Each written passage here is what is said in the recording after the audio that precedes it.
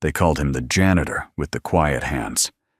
No one knew he once spoke 9 languages, until the day he stood up in a boardroom and spoke words that made a CEO cry.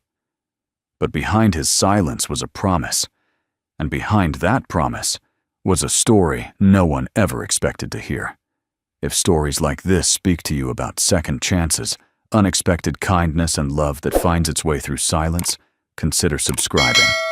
There's more to come. Now let me take you to the beginning. The first thing people noticed about Caleb Archer, if they noticed him at all, was how quiet he moved. No rustling, no muttering, no heavy boots echoing down the marble halls of Heartmore Global. Just the soft swoosh of a mop, the gentle click of a bucket wheel, the whisper of cloth on glass. He was the kind of man buildings forgot until something shined. It wasn't always that way. Once Caleb had been a man whose voice echoed through lecture halls, who wore tailored jackets and spoke of syntax and semantics as if they were symphonies. But that was before Miriam, before the accident, before everything turned to ash. Now, 5 nights a week, he cleaned the 27th floor of one of Chicago's sleekest corporate towers. The skyline glimmered outside those tinted windows, like a world he no longer belonged to. Inside, Caleb swirled silently between executive desks, resetting spaces left in the wake of million-dollar decisions. His uniform was 2 sizes too big. His name tag was crooked. And yet there was a kind of grace in the way he worked, like he was restoring something, not just tidying it. On that particular Monday evening, a storm curled around the city like a tightening fist. Rain raced down the glass like fingers desperate to get inside. Caleb, unfazed, hummed under his breath a melody only he recognized. He wiped down the glass conference table, aligning the chairs, as though expecting ghosts to sit. In the corner of the room stood his mop cart, with a small, worn leather satchel tucked discreetly beside it. Inside the satchel, an old photo of Miriam, their daughter Lucy's latest drawing of stars and animals speaking French, and a folded scrap of paper protected in plastic. That paper was Miriam's last gift, 9 lines written in 9 languages. 9 ways she had told him "I love you" before she left that morning and never returned. At home, he kept her books, annotated copies of poetry in Spanish, Chinese, Arabic. When she was alive, they spoke to Lucy in a different language each week. They called it their love rotation. French on Mondays, Swahili by Saturday. So she can speak to the whole world, Miriam used to say, even the quiet parts of it. But after Miriam's death, Caleb had buried the books in boxes, the memories deeper still. Except the words on that paper. He never let them go. Across the building, Evelyn Hart was wrapping up a late call with Tokyo. CEO of Heartmore Global, recently widowed, impeccably sharp, and perpetually exhausted. She lived off black coffee and data points. Her assistant had quit last week. Her mother kept reminding her to try therapy. And yet she was still expected to lead a global team with grace and vision. She noticed Caleb once months ago, when he helped an elderly Korean custodian translate a fire safety report into Hangul. She didn't speak Korean, but she recognized the cadence of fluency. Still, it was easier to believe he was just good with Google Translate. That night, she passed him without acknowledgement as he polished the chrome handles of her office door. He didn't look up, but he gently stepped aside to let her through. She paused for a beat, noticing perhaps for the first time the small leather strap of the satchel visible beneath his cart. She thought to ask something. She didn't. At exactly 9:13 p.m., Caleb finished the last trash bin and walked toward the overlook window in the break lounge. His break always came here. One silent coffee. No lights on. Just the skyline and the dark. He sat, reached into the satchel, and unfolded the paper. His eyes lingered on one line. Ich liebe dich selbst wenn du es vergisst. I love you even if you forget. He whispered it out loud. Not for himself. For her. Maybe for Lucy, too. It didn't matter if the words went unheard. Speaking them was how he remembered. Behind him, a motion sensor clicked. A soft light flooded the lounge. Someone had entered. Evelyn Hart stood frozen in the doorway. She hadn't meant to walk in. She had forgotten her phone. But what held her now wasn't the phone. It was the sound of the German words Caleb had just spoken. The same words her father used to say on the rare golden nights when his anger slept and he would sit by her bed, old army blanket tucked beneath her chin.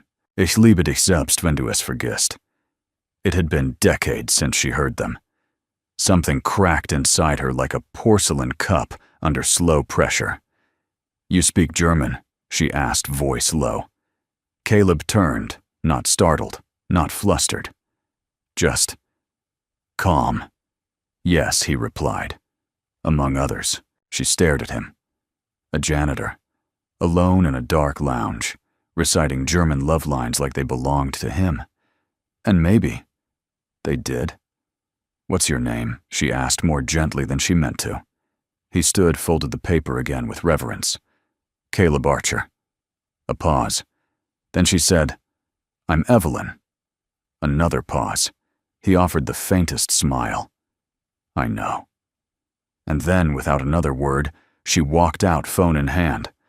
Heart unexpectedly full of something she hadn't allowed in years.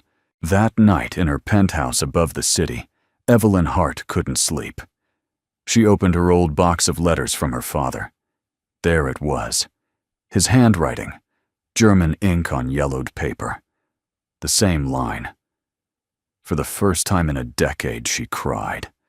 And miles away, Caleb held the paper to his chest and whispered to the night, 9 languages, 1 love.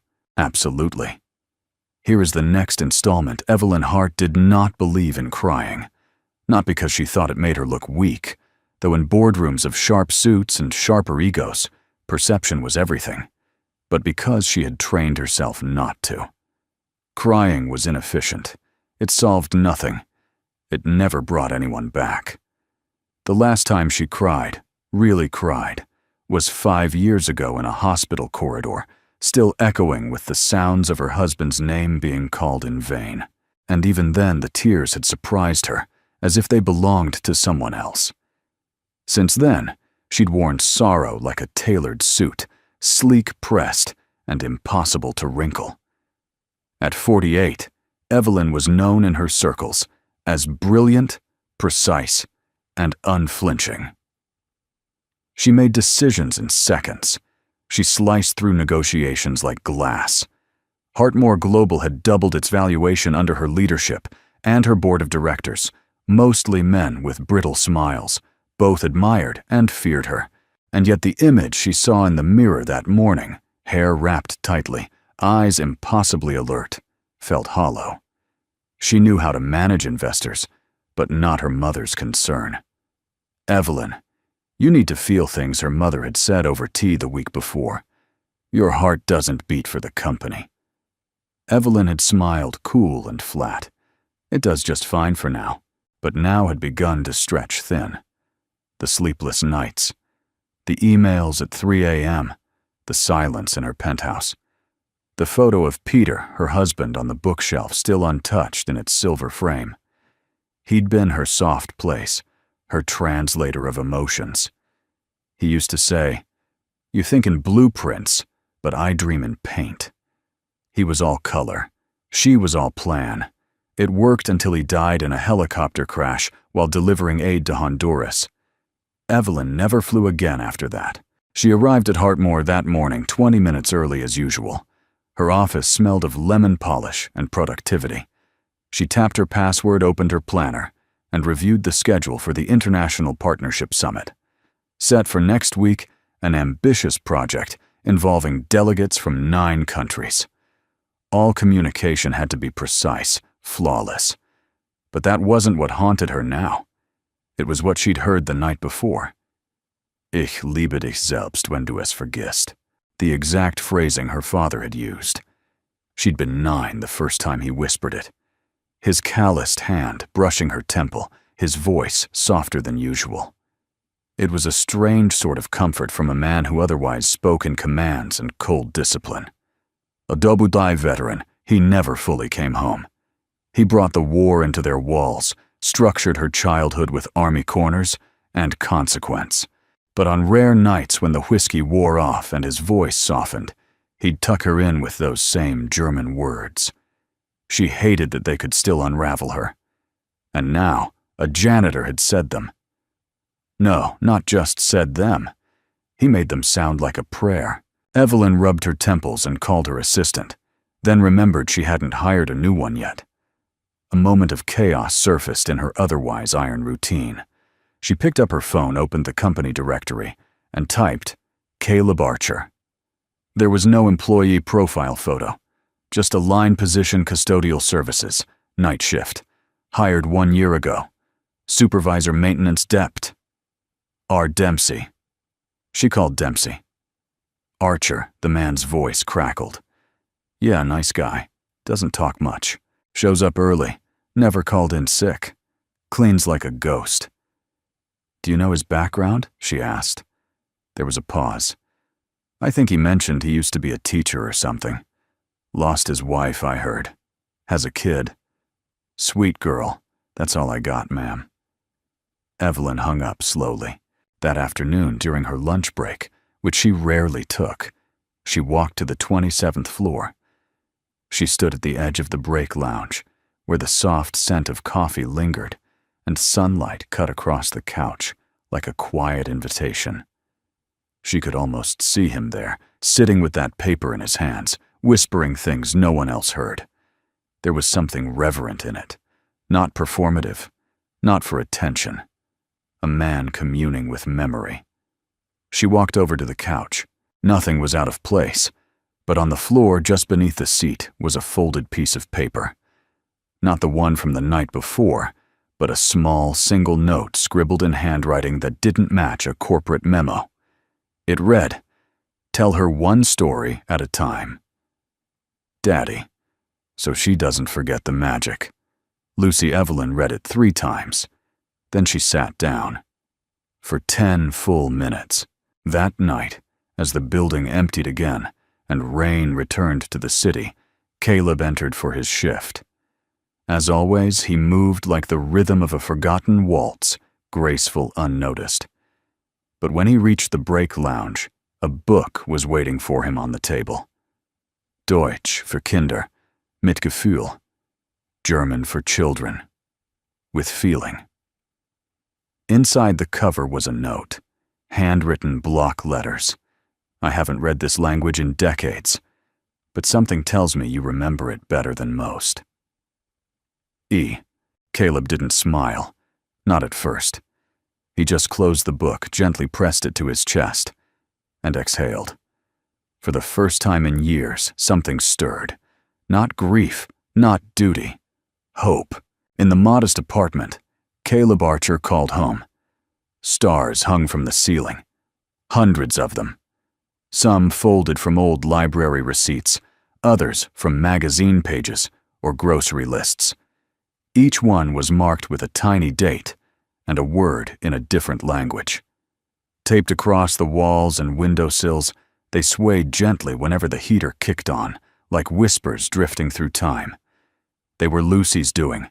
At 9 years old, Lucy Archer had inherited her mother's eyes and her father's quiet wonder. She believed in the small magics that folded paper could speak, that words could heal, and that grief, if folded just right, might one day turn into something light enough to float. "Do you think Mom sees them?" she asked that evening, perched on a stool by the kitchen counter. Caleb looked up from the stove where grilled cheese hissed softly in the pan. "I think she sees everything you make." Lucy smiled, proud but serious. "I've made one for every time you read one of Mom's lines, except the one in German. You don't read that one out loud." He paused. "That one's special," he said. "I'm saving it." She blinked, puzzled. Saving it for what Caleb didn't answer right away. Instead, he flipped the sandwich, pressed it gently, then added, Maybe for someone who needs to hear it more than I do."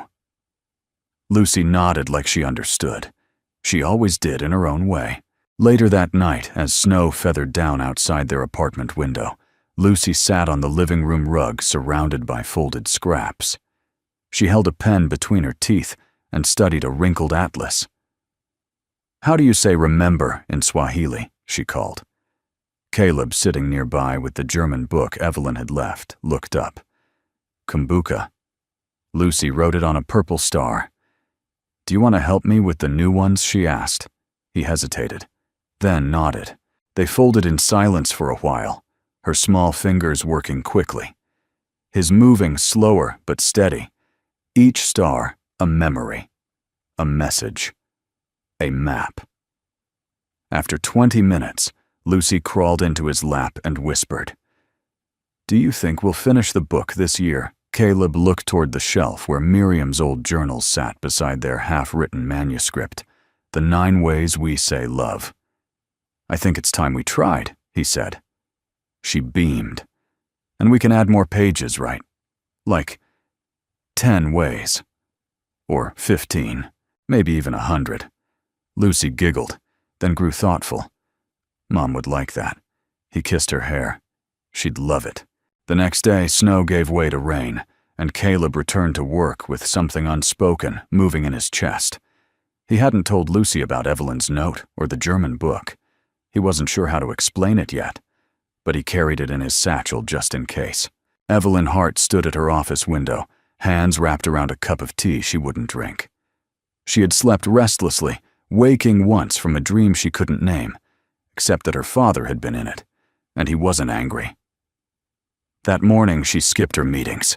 She sent a note to HR requesting background verification on employee Caleb Archer, discreetly.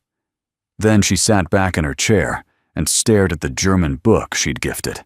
There was something about him that made her uncomfortable, not in a threatening way, but in the way some songs do, familiar, haunting, and hard to forget. That evening, as Caleb wiped down the break lounge counters, he noticed something different. A note had been taped to the vending machine. "Do you believe people deserve a second life? Not just a second chance, but a real, different life, E." He stood there a long time.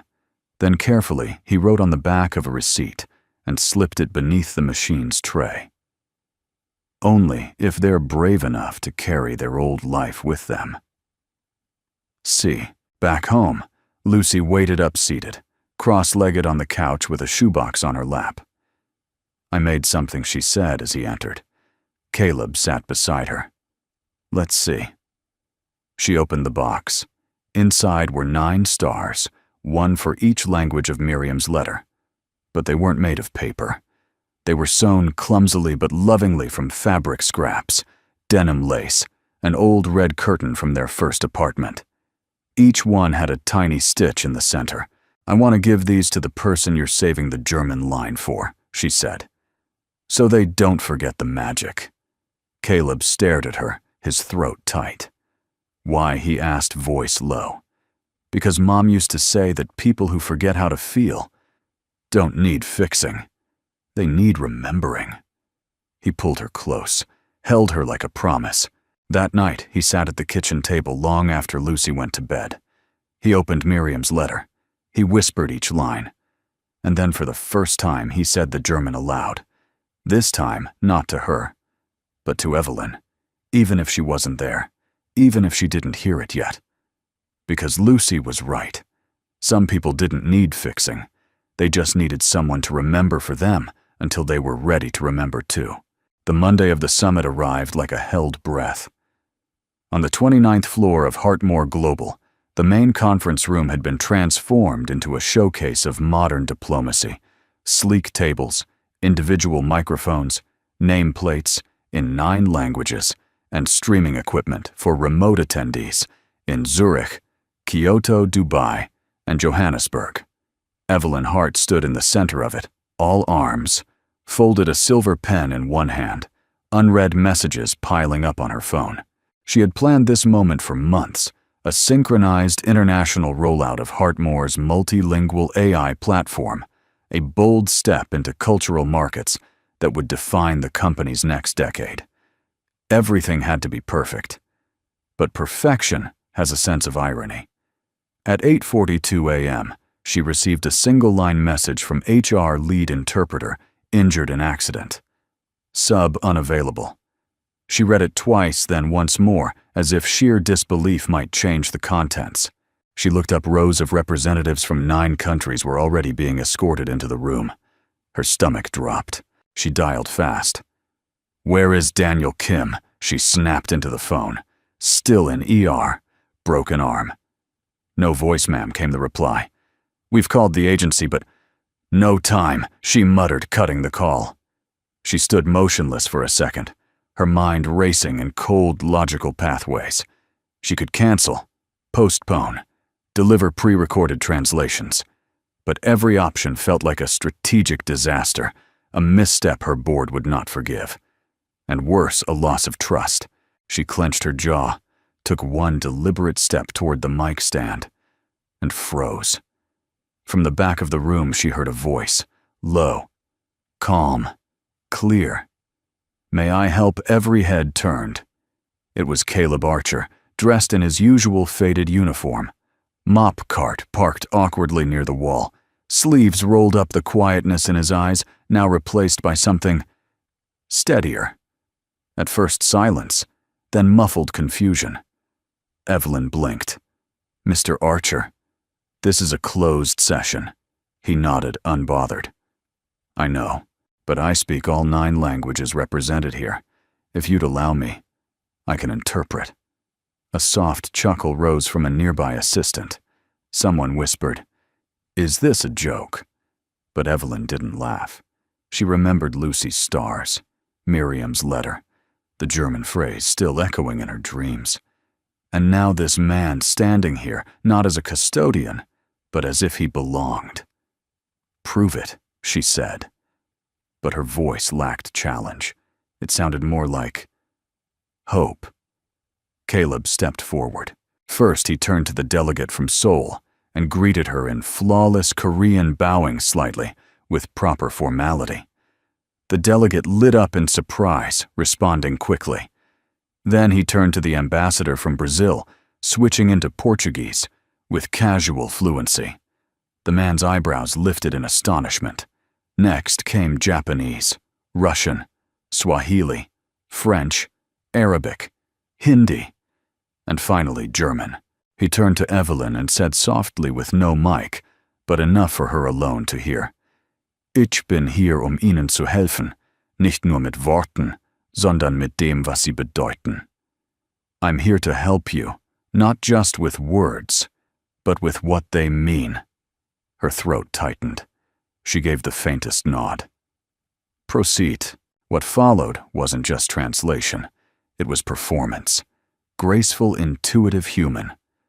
Caleb didn't simply relay information, he embodied it. He adjusted tones for cultural nuance, paused with the rhythm of thought, even softened awkward phrasing so that people smiled rather than stiffened. The delegates, once skeptical, became animated. The flow returned. Laughter emerged in places it wasn't scripted. By the midpoint of the summit, it felt less like a corporate pitch and more like a gathering of minds truly hearing one another.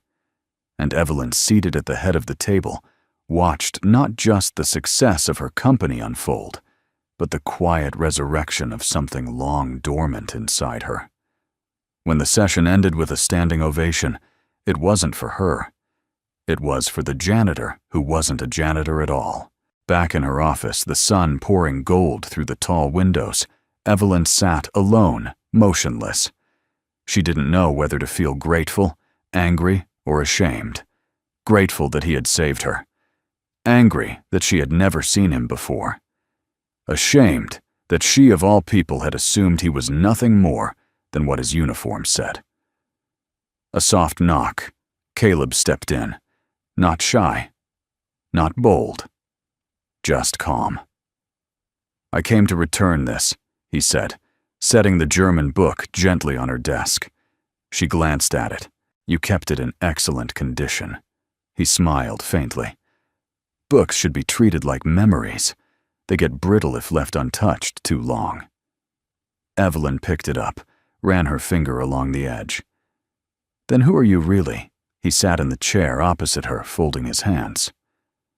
My name is Caleb Archer. I was a professor of linguistics. I left everything after my wife died. I took this job because it let me disappear quietly. I didn't mean to interrupt your meeting today, Ms. Hart. No, she said softly. You didn't interrupt. You rewrote it. She stood, walked to the bookshelf, pulled down a small framed photo, Peter smiling with a journal in his lap. He used to say that silence is just language, waiting for a voice. Caleb's eyes softened. Your husband. She nodded. You still speak about him in the present tense. I guess. Part of me still hears him. Caleb looked down. I understand that. A silence passed between them, but it was not empty. It was the kind of silence that listened. That night, Evelyn wrote a letter by hand, something she hadn't done in years. Dear Mr. Archer, in business, we call what happened today a pivot point, but I think this was something more. You reminded me that language isn't just spoken, it's lived. Would you consider helping us build something that teaches that to the world? Not just as an interpreter, but as a teacher again. Evelyn Hart, she sealed it in an envelope. Then after a moment's pause, she added something else. One simple line, written in careful German. Ich glaube, es ist Zeit wieder zu fühlen. I think it's time to feel again. Evelyn Hart hadn't set foot in the company's learning and development wing in over 2 years. It was the floor they kept polished, but underused, designed with sleek furniture and smart boards that now mostly gathered dust. In her early tenure, she had envisioned it as a hub of growth and innovation. Then Peter died, and her vision for anything that didn't yield immediate return had dimmed. But today she entered that space with something she couldn't quite define, a kind of trembling curiosity. She found Caleb already there. He stood near the whiteboard, a soft-spoken presence in the early light, reviewing printed training materials that someone from HR had arranged. His shirt for once wasn't a uniform. It was a clean, pale blue button-down sleeves rolled neatly at the forearms. His satchel rested on the edge of the table, partly unzipped. A child's drawing stars and languages peeked out like a secret wanting to be found. Evelyn cleared her throat gently. Good morning. He looked up. Ms. Hart. Evelyn, she corrected. He nodded. Evelyn. She approached the table, picked up a binder labeled Global Communication Initiative, Internal Draft. Looks like HR moved fast. Caleb smiled faintly. I think they were afraid I'd disappear. Would you? She asked. He looked at her for a long moment. I don't think so.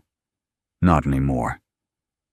They stood in stillness, not awkward, but thoughtful. She reached into her bag and pulled out an envelope. I wrote you something. After the summit, she said, handing it to him. He opened it slowly, reading the contents without rushing. When his eyes reached the final line, the one in German, he stilled. Then he looked up. You wrote this, I did, she said. The silence that followed felt weightier than the words. He studied her face, not the CEO mask, but the person beneath it. And she let him. There was a time, he said quietly, when I couldn't hear German without freezing. After Miriam died, I stopped speaking all of it. But German was the one that hurt most, because it was hers. He nodded. It was how she said goodbye. Evelyn swallowed. It was how my father tried to say I mattered. She walked to the window, then arms crossed, eyes tracing the cold skyline. My father spoke in rules, orders, military codes. But once in a while, when he'd had a little too much scotch, he'd slip into that other self, the one he never showed in daylight. And that man would tuck me in and whisper things I didn't understand at the time. Things like, Ich liebe dich selbst, wenn du es vergisst. She turned around slowly. That exact line she said. When you said it, It cracked something open. Caleb set the letter down. Miriam wrote that to me. It's the 9th line in her letter. Evelyn's eyes widened. Your wife? He reached into his satchel, pulled out a carefully folded piece of paper, laminated for protection. He handed it to her gently. She unfolded it. 9 handwritten phrases in 9 different languages. All meaning, I love you.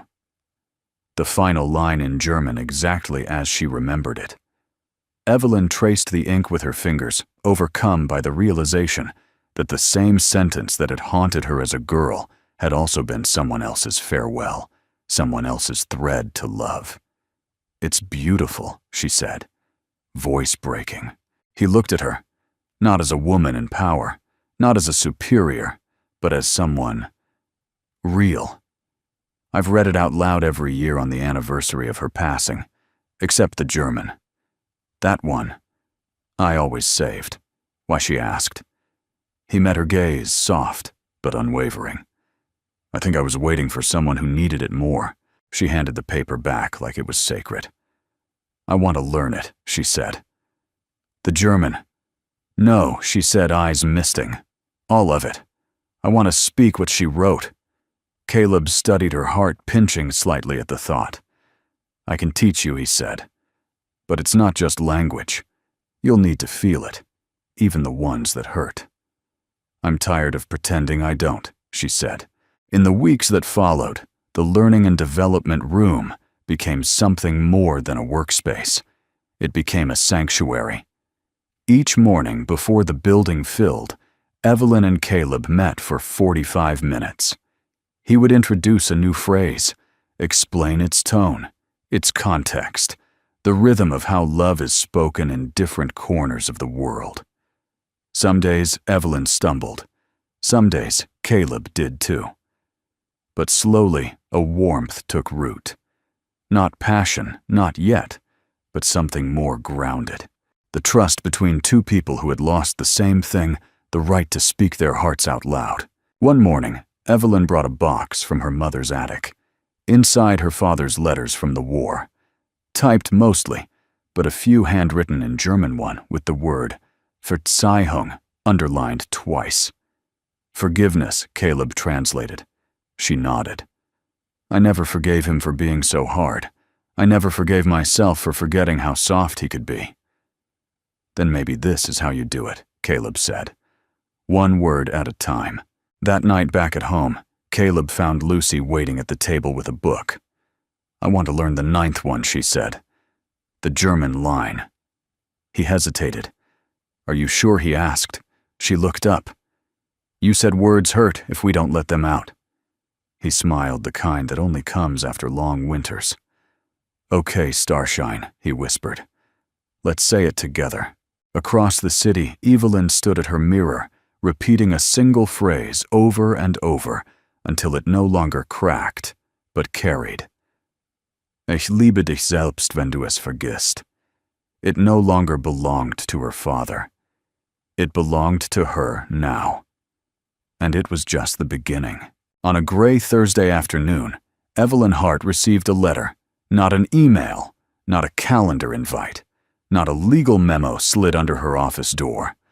A real letter. It arrived in an unassuming envelope, hand-delivered by the front desk, and marked in soft cursive, to Ms. Evelyn Hart. Private. She studied it for a moment before breaking the seal. Inside was a single sheet of thick ivory paper folded once. No return address. No signature. Just a note. Some words aren't meant to impress. Some are meant to remind you what still lives inside you. If you're reading this, then maybe something inside you already knows it's time. Time to finish what someone else once began. Time to speak again, not just in languages, but in feeling. There was no name. But she knew exactly who it was from.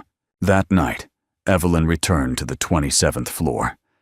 The cleaning staff had gone. The lights were dimmed to motion sensor glow. She moved silently, heels echoing down the corridor, the letter still folded in her coat pocket. She found him where she somehow knew he would be in the break lounge, sitting at the small round table, a coffee cup between his palms, staring into the Chicago skyline, like it held answers he hadn't asked for yet. Caleb didn't look surprised to see her. He simply nodded to the chair across from him. She sat down. For a moment, the only sound was the distant hum of the building's heating system. "Then you left a letter," she said. "I did." Why, he looked at her gently, but with a rare kind of certainty, because there are things people only say when they don't expect to be answered. And I think you're ready to answer them now. She unfolded the paper, laid it on the table between them. "I read it," she said. "Twice. And I didn't cry," she replied. "But I felt like I could have." He smiled faintly. "That's more than most people allow themselves." Evelyn stared at the skyline again, her voice low. "Peter used to write me notes. On hotel stationery, napkins, the back of receipts. When he died, I found them all in a drawer. Hundreds. I couldn't read them for months. Have you since Caleb asked? I read them the day we launched the Latin America division.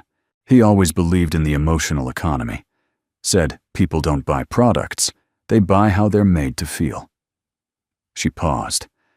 "I've been selling ideas without soul for too long." Caleb folded his hands together. "Then maybe it's time we build something with soul." The next day, Evelyn called a meeting with the board of directors. She presented a new initiative. Heartmore Voices, a learning platform for emotional multilingual training, led not by AI, but by humans, with lived experience in each language and culture. Designed for internal teams, client communication, and global empathy development. It was bold, expensive, not fully measurable. They were hesitant. Then she played a video clip, Caleb at the summit, interpreting not just words, but nuance, laughter from delegates, subtle smiles, trust. The room shifted. By the end of the meeting, the initiative was approved with a budget allocation and internal rollout scheduled for early spring. Meanwhile, Caleb began building the curriculum. He worked in the quiet corners of the building at night, Lucy's stars tucked in a folder beside him. His notes were handwritten, first, then typed. Each lesson began not with grammar rules, but with a memory. What does "I'm sorry" sound like when it's never been said aloud? How do you say "I forgive you" without using those words at all? It was language, yes, but also therapy, healing, a way back to feeling human again. Evelyn often joined him after hours. She didn't teach, she learned, not just the words, but the pauses between them. One evening, as snow tapped gently at the windows, Evelyn noticed Caleb looking out longer than usual. "What is it?" she asked. He didn't answer right away. Then he said, "Lucy made something for you." He opened his satchel, pulled out a small bundle wrapped in brown paper. Inside were 9 soft stars sewn from old fabric scraps, each with a word stitched in colored thread. One in German, one in Swahili, one in Spanish, and so on. The last one was blank. She said, "The last one's for you to fill," Caleb added. "With the 10th language." Evelyn touched each one like an artifact. Her hands trembled slightly. "Tell her thank you," she whispered. "You should tell her yourself." Evelyn looked at him, brows lifting. "Come to dinner," he said. Her lips parted, caught off guard. She hadn't been invited to a home in years. Not one that wasn't on paper, dressed in portfolio language. "Is that wise?" she asked quietly. He smiled. "Wisdom has nothing to do with it. But maybe kindness does." On Sunday evening, she arrived at Caleb's apartment. Lucy answered the door in socked feet and a shirt that said, "Love in 9 languages." "Are you the German lady?" she asked. Evelyn laughed, soft and surprised. "I might be. You're late. We saved you a seat." Dinner was simple stew and cornbread. Laughter came easy. Caleb looked lighter.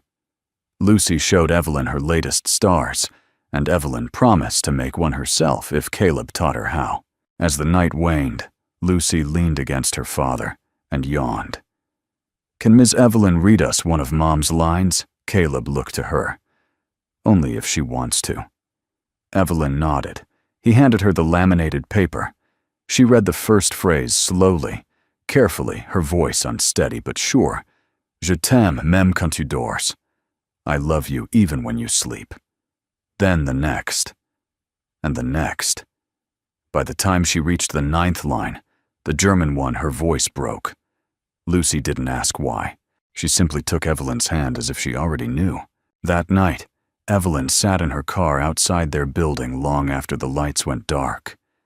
She held the last soft star in her palm, still blank. A space waiting to be filled. A life still waiting to be written. The snow came quietly that week, blanketing the city in a hush that seemed to stretch time. Caleb Archer welcomed the stillness. He moved slower, not because of age or fatigue, but because stillness had become a kind of reverence. It was in that silence that he felt closest to Miriam, as if the spaces between sounds were the only places she could still speak to him. He sat at the kitchen table, his coffee cooling beside a stack of old notebooks. Lucy's stars were now strung across the top of the window, like constellations only they understood. That morning, she had left him a new one on his plate, folded from a scrap of Miriam's recipe card, the word "listen" scribbled in Mandarin across its face. He ran his thumb over the crease. Lucy had always known. Later that morning, he and Lucy sat on the living room rug, the old atlas between them, the same way they used to with Miriam. This time, it was Lucy who took the lead. "Let's go backwards," she said, pointing to Africa. "Languages we forgot first." Caleb raised an eyebrow. Forgotten how she tapped her head, then her chest. Here, and here. He leaned in, curious. She opened a blank notebook and wrote one word at the top of the page. Loss. "I want to make a new section in the book, not just ways to say love," she said, "but the words people need when they've lost it." He sat back, stunned by the clarity of her idea. "You're writing a second half. I'm just finishing what Mom started," she said, her voice soft. He reached out and tucked a strand of hair behind her ear like Miriam used to do. "You're your mother's daughter." "No," Lucy said with a grin. "I'm yours too. And you never gave up speaking." At Hartmore, Evelyn found herself speaking differently too. She greeted the front desk with a quiet bonjour. She thanked security with a careful asante. She even paused to listen to a janitor explain the difference between two Farsi expressions for gratitude. These small exchanges did something the boardroom never had. They made her feel real. The 10th soft star from Lucy now hung from a small pin beside her office door. Blank still, but intentionally so. That afternoon, as she was reviewing contracts, she received an email from Caleb. Subject lesson materials. For the stories. We Never Told Attached was a short video clip, Caleb sitting cross-legged on the floor, with Lucy teaching her to pronounce a Swahili proverb. Mapenzi hayana macho. Love is blind. Lucy giggled mid-sentence and collapsed into laughter. Caleb corrected her gently, then said, "It's not about not seeing. It's about not judging." Evelyn watched the video 3 times. Then she wrote back, "Would you help me remember the languages I've lost?" Caleb replied within minutes, "Only if you'll help me speak the ones I've never dared to say." That evening, Evelyn visited her mother. She hadn't been by in weeks. The older woman, Eleanor Hart, greeted her with a raised brow and an over-poured glass of red wine. "Well, if it isn't Chicago's Queen of Ice," Eleanor teased. "To what do I owe the honor?" Evelyn smiled and kissed her mother's cheek. "I came to talk." "You never just talk. You deliver." "What's the announcement?" Evelyn sat, folded her hands, and began slowly. "Do you remember when Dad used to speak German?" Eleanor's smile faltered. "He tried?" Yes. I used to hate that language. Thought it was a wall he built so I couldn't reach him. Eleanor softened. Maybe it was the only bridge he had. They sat in rare quiet. Evelyn reached into her purse and pulled out the laminated letter, Miriam's letter. She handed it to her mother. Someone else used the same words he did, but not to create distance to offer goodbye. And somehow, that's helped me forgive him. Eleanor read the lines in silence. When she finished, she touched the German phrase. He did love you, Evelyn. He just didn't know how to say it in English. I know, she whispered. The following morning, Evelyn joined Caleb and Lucy for their first co-taught session at Hartmore. 15 employees sat in a circle each from different backgrounds, wearing badges with their names and a blank space beneath space for a word in their native language that described what they feared most and what they missed most. One woman wrote Sundays in Hindi. A man wrote silence in Vietnamese. A young intern barely out of college wrote my mother's voice in Polish. Caleb and Evelyn didn't correct spelling. They didn't translate. They simply sat, offered a phrase in response. You are not alone, spoken in the intern's language, and waited. It was more than a class. It was communion. That night, as Evelyn sat at home reviewing her notes, she found herself staring at the 10th star again.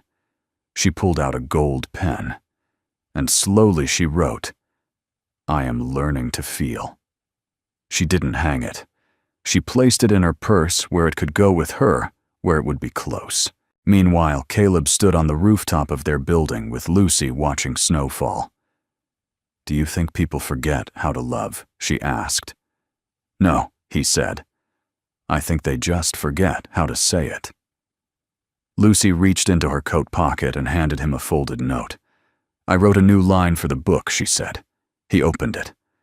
I love you even when you've stopped believing anyone ever will. He looked at her overwhelmed. You should be the one teaching, he whispered. She shook her head. No, you're the one who remembers. That night, father and daughter sat down to write the second half of the book. It would be called The Languages We Lost and How We Found Them Again. And this time, there would be no translations. Only meaning. The first time Caleb noticed her really laugh, it wasn't in the way most people might have remembered. It was quiet, barely a sound, but her shoulders moved, and her hand flew up to cover her mouth, as though the act itself surprised her. It happened during a workshop session, when one of the engineers from Montreal mispronounced the French word for embrace as the word for jellyfish, and Caleb, without missing a beat, responded in perfect Quebecois slang, only if the jellyfish gives consent. The room broke into laughter. So did Evelyn. And Caleb, watching from across the circle, felt something tighten in his chest. Not pain, not grief, but something more vulnerable. A wanting, not for what he had lost, but for what he was beginning to rediscover. In the week since their dinner, Evelyn had become a fixture in Caleb and Lucy's world. Not every night.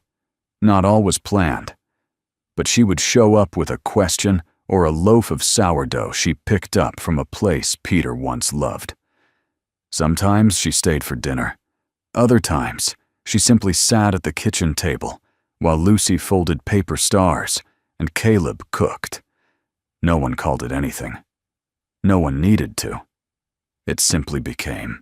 One Saturday afternoon, the three of them visited the city's multicultural museum, a field trip Lucy had insisted on for research for the book's second half.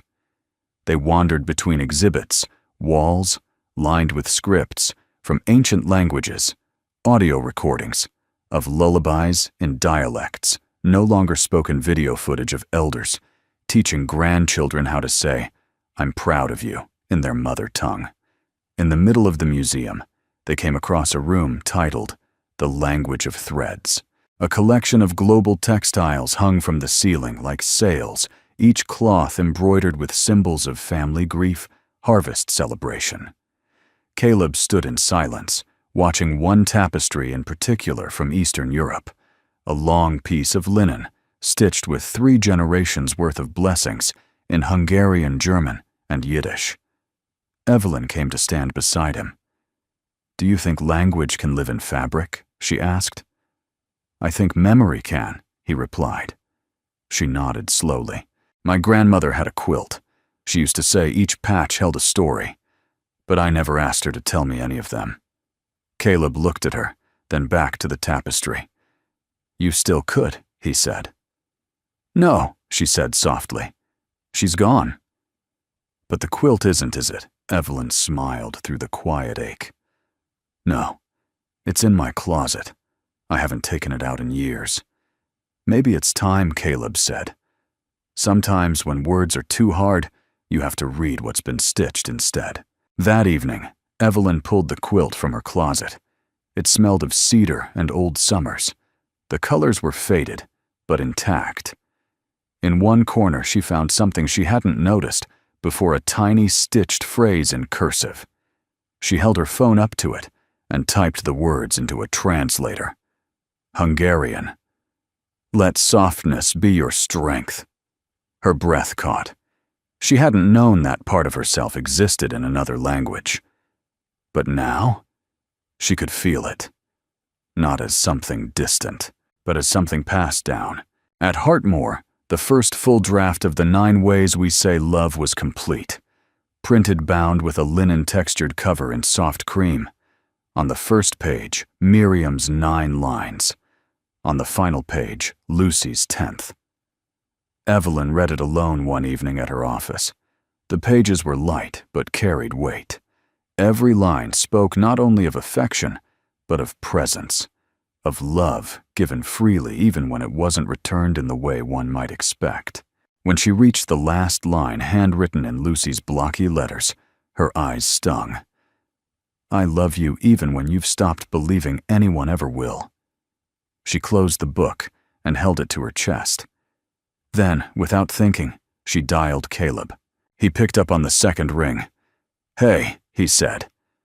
"Hey," she replied. There was a pause. Then, "Do you want to go somewhere tomorrow?" There was silence on the other end. Not hesitation, but something quieter. "Yes," he said. "Anywhere." The next morning they drove north away from the city toward the green and gold still clinging to the late autumn trees. Caleb didn't ask where they were going until Evelyn pulled onto a gravel road marked Willow Rest Cemetery. She parked, turned off the engine, and looked over at him. "I brought the book," she said. He understood immediately. They walked together hand in hand, past rows of headstones, until they reached a modest marker beneath a willow tree. Miriam Archer, beloved wife, beloved mother, beloved wordsmith. Speak what matters. Caleb knelt, brushed away a few stray leaves. Evelyn placed the book at the base of the stone. "We finished it," she whispered. Caleb didn't speak, but his hand found hers. They stayed like that for a long time. No rush, no fear of what it meant, just presence. Later in the car, Evelyn reached into her coat and pulled out something small. The 10th star. Still blank. "I think I know what it's for now," she said. Caleb looked at her, waiting. She picked up a pen and wrote slowly. "Stay." He smiled, then added beneath it, "I will." The house on Hemlock Lane hadn't changed in years. The shutters still sagged slightly on the south-facing windows. The porch creaked in the same place it always had, just before the door. And inside, the smell of lemon polish and old books hung like a ghost refusing to leave. Evelyn Hart stood at the threshold holding her breath. "I haven't been back since he passed," she said, her voice unusually quiet. Caleb stood behind her, one hand resting lightly on her shoulder. Lucy, curious and respectful, waited by the car with her sketch pad, as they had agreed this was something Evelyn needed to do on her own. Or mostly on her own. Evelyn unlocked the door, stepped inside, and immediately felt it, the heaviness of memory. "It's all just as he left it," she murmured, brushing her fingers over the hallway table still lined with war medals in their velvet cases. He never did like change. Caleb followed her in, careful not to touch anything. "Where's the chair?" he asked. She hesitated, then gestured down the hall. "In the study." The study was a time capsule. The blinds were half closed, casting slats of shadow across the wood-paneled room. Books lined the shelves in militant order, military histories, legal texts, volumes of German poetry. His desk stood against the back wall, papers still neatly stacked, fountain pen laid precisely beside an unopened notebook. But the chair was in the center of the room. A high-back armchair, deep green leather cracked with age, set beneath a faded floor lamp. It had always been his chair. As a girl, Evelyn had never sat in it. Not once, not even to try. Her father's rules had been clear. Some places were not for children. And even long after his voice had faded into memory, the feeling remained. She took a step forward, then another, and stopped. Caleb watched her closely. "You don't have to," he said softly. "I want to," she replied, but her voice trembled. She turned toward the bookshelf and ran her fingers over the spines. She pulled down a volume of Rilke's poetry, the one her father used to quote when his guard was down. Inside was a note, yellowed with time. "Speak gently, even when the world teaches you hardness." She closed the book. Her throat tightened. "I spent years trying to be someone who didn't need softness," she whispered. "I thought if I made my life sharp enough, loud enough, I wouldn't miss what I never had." Caleb stepped forward. And now she looked at him. Really looked. "I miss him. I miss the parts of him I never let myself believe were real." He nodded. "Then sit. Sit for the girl who never could." It wasn't dramatic. It wasn't cinematic. Evelyn simply walked to the chair, turned, and sat down. Her hands clutched the arms, her eyes filled. She let herself lean back, her spine sinking into the worn leather that had once signaled power and distance, and now simply felt like memory. "I thought I'd feel smaller," she said. "You're not that girl anymore," Caleb said. "No," she agreed. "But I think she's still here waiting to be told it's okay to feel." Caleb crouched beside the chair. He didn't speak. He just held her hand. And Evelyn let herself cry, not out of sorrow, but because there was finally space for it. Later, they moved through the rest of the house, slowly room by room, Evelyn pointing to things she hadn't thought about in decades: the ceramic rooster her mother collected, the record player. Her father never admitted he loved the coat rack that still held his old army jacket, dusty, but upright. In a drawer, they found a sealed envelope addressed in her father's tidy hand. "To Evelyn, if she ever forgives me." Her hand shook as she opened it. Inside a single sheet of paper. "Dearest Evelyn, I don't know how to say the things I should have said. I only know the way I said them wasn't enough. You were always more than I could handle, not because you were wrong, but because I didn't know how to love someone who didn't fit the shape of silence I'd come to live in. But I loved you. Deeply. And stupidly. And too often through rules instead of words. If you ever find this, know that the chair was always yours too. Your father." She folded the letter carefully, and for the first time in her life she whispered aloud, "I forgive you." That night back at Caleb's apartment, Lucy climbed into Evelyn's lap without hesitation. "You look different," she said, blinking up at her. "I feel different," Evelyn replied. "Did you sit in the chair?" "I did." Lucy grinned. "Then you're ready." "For what?" "To help write the last chapter." Evelyn looked at Caleb. He smiled, warm and unguarded. "We saved it for you." She kissed Lucy's hair, heart full. "Then let's begin." The auditorium at Hartmore Global had never felt so quiet. No investors, no spreadsheets, no suits with folded arms waiting for ROI projections. Just people. Staff, family, community partners, and strangers who had heard about a program where language wasn't taught through rules, but through remembrance. At the front of the room stood a simple wooden podium. No logo, no branding, only the title projected above it, The 9 Ways We Say. Love, a celebration of memory and meaning. Caleb adjusted the mic, gently smoothing the cuffs of his shirt. He wore no tie. His hands trembled slightly, not from fear, but reverence. Beside him sat Evelyn, her posture calm, her eyes softer than anyone at Heartmore had ever seen. Lucy stood between them, holding a small box wrapped in navy cloth. When the lights dimmed, Caleb spoke. Tonight isn't a lesson, he began. It's a remembering of things we've forgotten how to say, or were never given permission to speak out loud. He paused. My wife Miriam left me a letter before she passed. It had 9 lines written in 9 languages. Each one was a way of saying, I love you.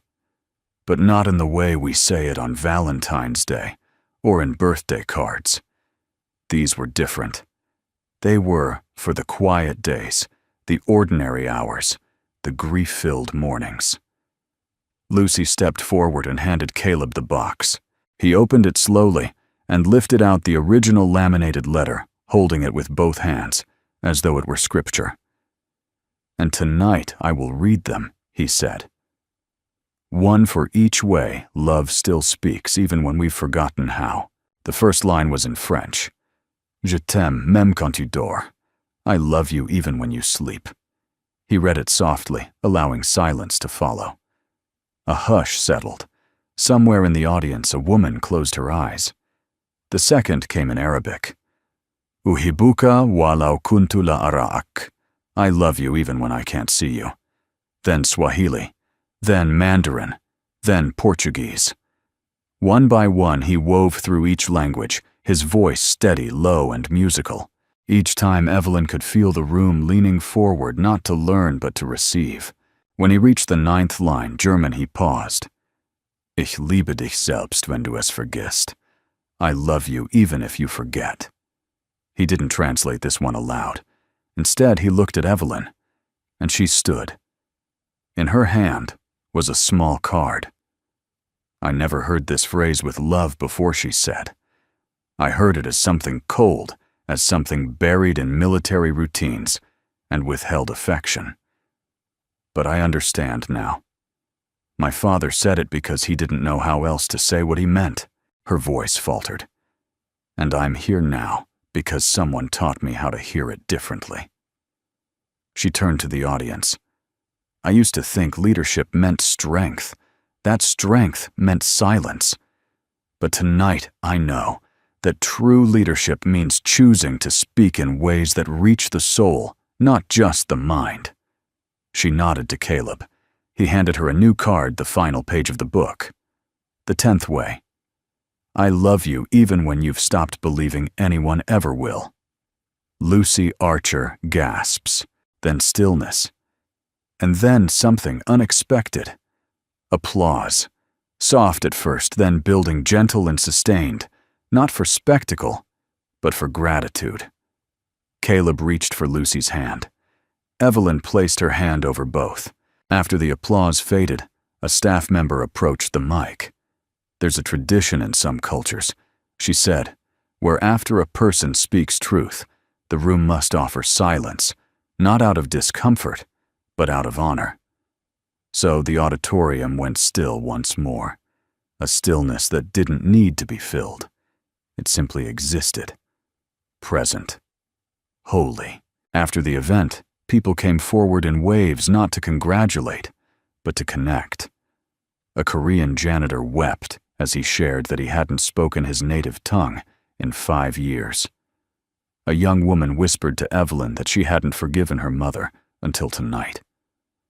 A retired librarian handed Lucy a notebook and asked her to keep writing. In the corner, Caleb watched it all unfold. He didn't move, didn't speak. He simply was. Evelyn walked to him, still holding the card. You gave this to me, she said. No, he replied. She did. They stood in the soft hum of a life just beginning again. Back at home that night, Caleb tucked Lucy into bed. She held one of her fabric stars, this one embroidered with a single word in cursive, enough. "Did we do it, Daddy?" she asked, eyes already drifting.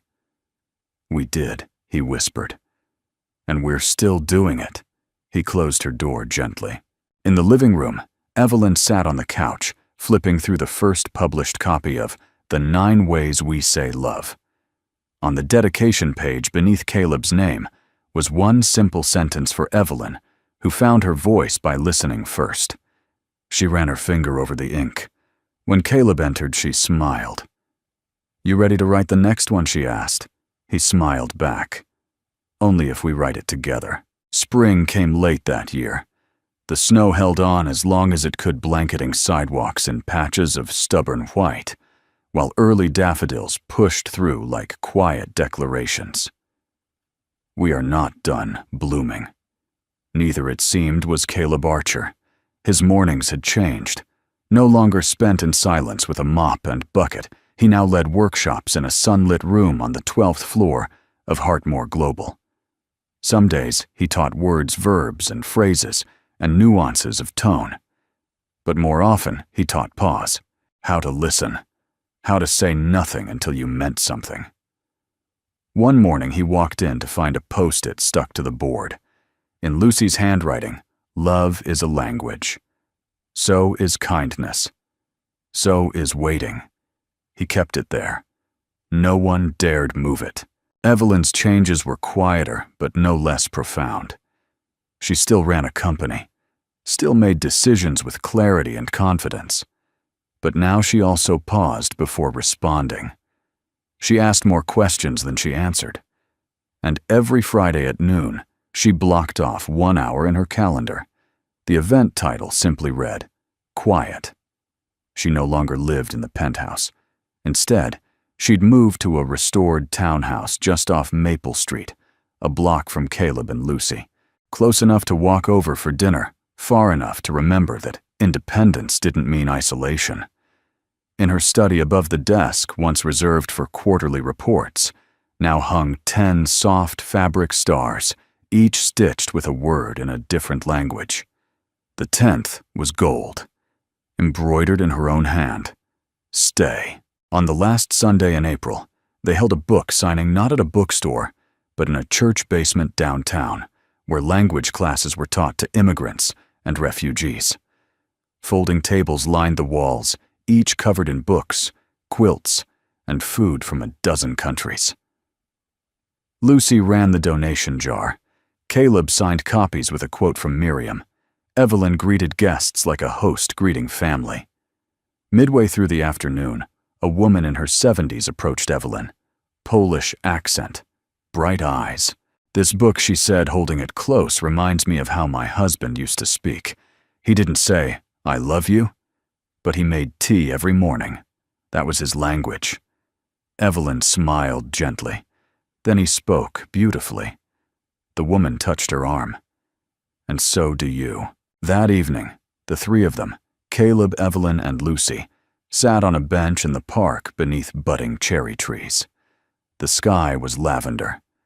The wind carried laughter from nearby, the kind of casual joy that once felt out of reach. Lucy leaned against Evelyn's side. "Do you think we'll write another book?" Evelyn looked down at her. I want to write one just for people who never got to say goodbye." Caleb reached over and took Evelyn's hand. "Then we'll help you." Lucy thought for a moment. "What would we call it?" Evelyn smiled, slow and thoughtful. "Maybe the words. We whispered too late." Caleb nodded, but right on time for someone else to hear. Later that night, Evelyn stood alone in her kitchen, holding a slip of paper she had found tucked inside the last box she unpacked from her father's house. It was a receipt from a bookstore in Berlin. On the back, in his handwriting, "You were always my voice. I just didn't know how to say it out loud." She pressed the paper to her chest. Then she walked to the fireplace mantel, placed the note beside Miriam's original letter, and lit a single candle between them. In the quiet that followed, Caleb entered through the back door, his sleeves rolled hair wind-tossed. "Lucy's asleep," he said. She turned to him. "She's dreaming in Spanish now." He laughed softly. "That's better than most of us do when we're awake." Evelyn took his hand and led him to the table where 2 mugs waited. One was his, one hers. The same way Peter used to do. The same way Miriam had. The same way now they did for each other. "Tell me something," she said, fingers laced in his. "If you had to describe love, in a 10th language, one without words, what would it sound like?" Caleb didn't answer right away. He reached for her hand, pressed it gently to his chest, and closed his eyes. And in the hush between them, she understood. It sounded like breath, like stillness, like home. The final page of the book was blank, not because there was nothing left to say, but because someone, somewhere, would need a place to write their own version. At the bottom corner, printed in fine silver ink, was a simple invitation. "What's your 10th language?" And below it, one line, unsigned, "May your silence find its voice. If this story touched your heart in some quiet way, I'd love to know where in the world are you watching from." Feel free to share in the comments. It means more than you know to hear your voices from near and far. And if you'd like to join us for more stories, like this, stories about love, redemption, and the quiet miracles hidden in everyday life, you're warmly invited to subscribe. No pressure, just an open door. Thank you truly for spending your time here. I hope this story stays with you long after the screen fades. Until next time, take gentle care.